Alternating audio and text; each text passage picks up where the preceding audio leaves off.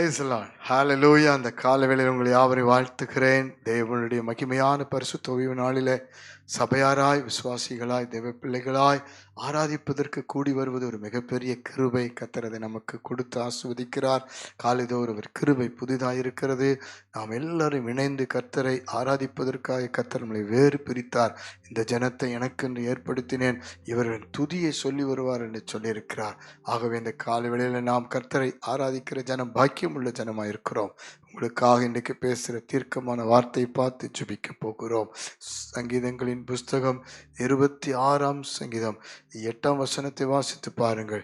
கர்த்தாவே, உமது ஆலயமாகிய வாசஸ்தலத்தையும் உமது மகிமை தங்கியிருக்கும் ஸ்தலத்தையும் வாஞ்சிக்கிறேன். ஹல்லேலூயா. வாஞ்சையோடு கூட தேவனுடைய ஆலயத்தை நாடுங்கள். அன்னைக்கு சாலமோன் தேவனுடைய ஆலயத்தை கட்ட வாஞ்சித்தார். எனக்கு பிரியமானவர்களே, சாலமோன் இடத்துல எல்லாம் இருந்தது, வெள்ளி பொன் எல்லாம் இருந்தது. எல்லாம் தாவீது சவதரித்து வைத்தார். அந்த ஆலயத்தை கட்ட வாஞ்சியாய் ஆலயத்தை கட்டி முடித்த பின்பு சாலமோன் ஜெபிக்கிறார். மகிமை தங்கி இருக்கிறது. ஸோ அந்த மகிமை ஸ்தலத்தை சாலமோன் வாஞ்சித்ததுனால ஆயிரமாக தகன பலிகளை, சர்வாங்க தகன பலிகளை செலுத்துகிறார். அதே போல தாவீதை பாருங்கள். வனாந்தரமாய் ஓடினாலும் கர்த்தருடைய சமூகத்தையே நித்தமும் தேடுவேன் என்று சொல்லுகிறார். வறண்டது விடாய்த்ததும் தண்ணீரற்றமாத நிலத்திலே உம்முடைய சமூகத்தின் மேல் நான் வாஞ்சியா இருக்கிறேன் என்று சொல்லுகிறார். மான்கள் நீரோடை வாஞ்சித்து கதறுவது போல என் ஆத்துமா உன் பேரில் வாஞ்சித்து கதறுகிறது என்று சொல்லி கர்த்தருடைய சமூகத்தை, தேவனுடைய ஆலயத்தை தேடி வருகிறார். பெரிய மாணவர்களே, ஆண்டவர் பாருங்கள், இயேசு கிறிஸ்து ஒவ்வொரு முறையும் தேவாலயத்திலே பிரசங்கம் பண்ணினார். தேவாலயத்தின் வாஞ்சியா இருந்தார். எனக்கு பிரியமான தேவ பிள்ளைகளே, இன்றைக்கு நாம் கர்த்தருடைய ஆலயத்துடைய மகிமையை வாஞ்சிக்கும் பொழுது வாழ்க்கை தேவன் உயர்த்துவார். இந்த பூமி எங்கிலும் அக்கிரமம், கொடுமை, வேதனை, சமாதானம் இல்லை, சந்தோஷம் இல்லை, கண்ணீர், துக்கம், பாடுகள் மத்தியில தேவனுடைய ஆலயம் மகிமை தங்கின இடம், மகிமை தங்கின வாசஸ்தலம். 1000 நாளை பார்க்கலும் தேவனுடைய பிரகாரங்களில் செல்லும் ஒரு நாள் நல்லது. ஆகாமிய கூடாரத்தில் வாசமாயிருப்பதை காட்டிலும் தேவனுடைய பிரகாரங்களில் வாசமாயிருப்பது, தேவனுடைய வாசற்படியிலே காத்திருப்பது நல்லது என்று சங்கீதக்காரன் சொல்லுகிறார்.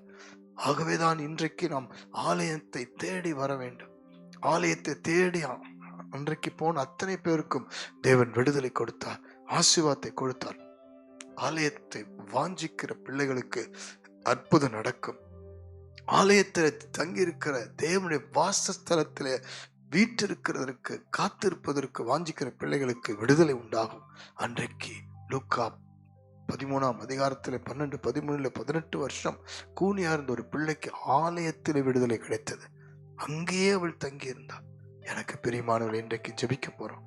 உங்கள் வீட்டிலே ஒருவேளை ஆலயத்திலே கர்த்தருடைய மகிமையை வாஞ்சிக்காமல் இருந்தால் இப்பொழுதே மனம் திரும்புங்கள்.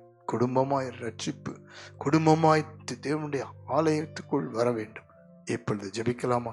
எல்லாரும் ஒப்புக்கொடுங்க. பரலோக பிதாவே, இந்த பூமியில இதுவரைக்கும் நீர்த்தாமே எல்லா விதத்திலும் எங்களுக்கு போதுமானவராய் இருந்து இம்மட்டும் ஆசீர்வதிக்கிறப்பா. இந்த வேளையில கூட உம்முடைய ஆலயமாகிய வாசஸ்தலத்தை, உம்முடைய மகிமை தங்குகிற வாசஸ்தலத்தை வாஞ்சிக்கிற ஒரு பிள்ளைகளாக எங்களை வைத்திருப்பதற்காக நன்றி. இப்படி ஜெபிக்கிற அத்தனை குடும்பத்திலும் ஆசீர்வாதம், மேன்மைகள் எல்லாவற்றையும் நீர் ஆசீர்வதிக்க. ஆனால் உம்முடைய ஆலயத்தை தேடுகிற, ஆலயத்தில் தங்கியிருக்கிற, உம்முடைய ஆலயத்தை வாஞ்சிக்கிற, உம்முடைய வாசஸ்தலத்தை வாஞ்சிக்கிற, மகிமையை வாஞ்சிக்கிற ஒரு மாற்றத்தை தரும்படி ஜெபிக்கிறோம்ப்பா.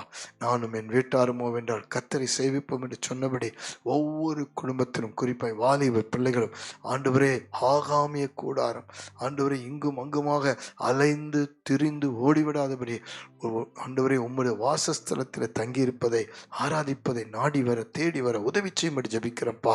இதுவரைக்கும் ஆலயத்தை விட்டு போனவர்களை கர்த்தர் மீண்டுமாய் பக்கம் திருப்பி கொண்டு வந்து ஆலயத்தின் சம்பூரணத்தினால் திருப்பி அடைய, ஆலயத்தின் ஆசீர்வாதத்தினால் மேன்மை அடைய, கர்த்தருடைய ஜனமாய் மாற, இன்னும் வைராக்கியமாய் ஜீவிக்க, சாட்சிகளாய் எழும்ப உதவி செய்யும். இயேசு கிறிஸ்துவின் நாமத்தில் ஜெபித்து அர்ப்பணிக்கிறோம் ஜீவனுள்ள நல்ல பிதாவே.